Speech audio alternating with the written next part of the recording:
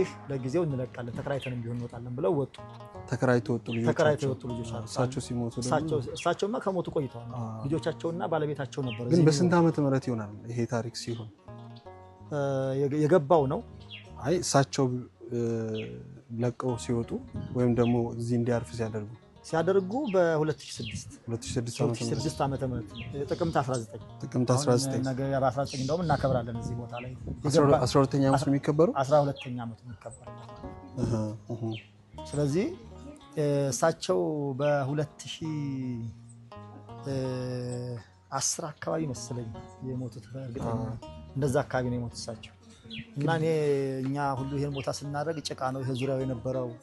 ምንም አይነት እንትን አልነበረም ያሁን ይሄ የምታየው ይሄ ኩሽና ነው አሁን ይሄ የግለሰብ ከዚህ በታች አሉ ግለሰብ እንዳለ የግለሰብ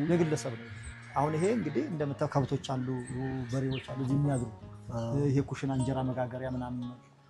በጣም እጅግ እዚህ ጭሱ ምናምን እዚህ ላይ አሁን እኛ እዚህ ስንቆም እየታጠምን ነው እዚህ የምንቆመው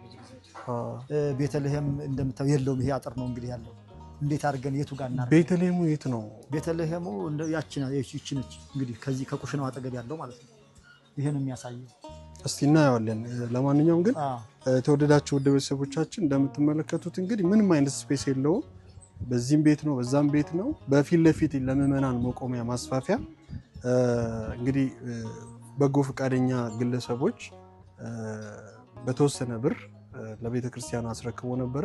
ግን የተወሰነውን ብር መክፈል እንዳልተቻለ ነው አባታችን እየነገሩን ያሉት ትልቁ ነገር ቤተልሔም ቤተክርስቲያንና ምክንያቱም ክርስቶስ የተወለደበት ክርስቶስ ስጋውና ደሙ የሚወጣበት ነውና ስለዚህ ቤተልሔም ዋንስቲ እንያት ይሄ የግለሰብ ቤት ነው በዚህ በኩል ከብቶች ማደሪያ ወይም ደግሞ ከብቶች የሚተዳደሩበት ነው ይሄ ቆርቆሮ የምታዩት እንግዲህ ብዙ አይነት ጠረን ብዙ አይነት ጭስም ኩቺንም እንደመሆኑ መጠን ብዙ አይነት ስሜቶች አሉ እንደ ቤተ እግዚአብሔር እንግዲህ እኛ አባት ይሄንን ቤት የራሳቸውን የግል ቤታቸውን ለቀው ለታቦታቱ ማደሪያ እስከሰጡ ድረስ እኛስ የበረከት ልጆች የአስራት ልጆች የኦርቶዶክሳውያን ልጆች ማድረግ ያለብንን ነገር ማድረግ ያለብን ይመስለኛል በግሌ እንደው ሁልጊዜም እንደምለው እኔ ብችል ህመማችሁንም ማዳመጥ አልፈልግም ነበር በእናንተ ግን እችላለሁ አታሳፍሩኝም ውድ ቤተሰቦቻችን ግለሰብ ነው ይሄንን ቦታ ሰጥቶ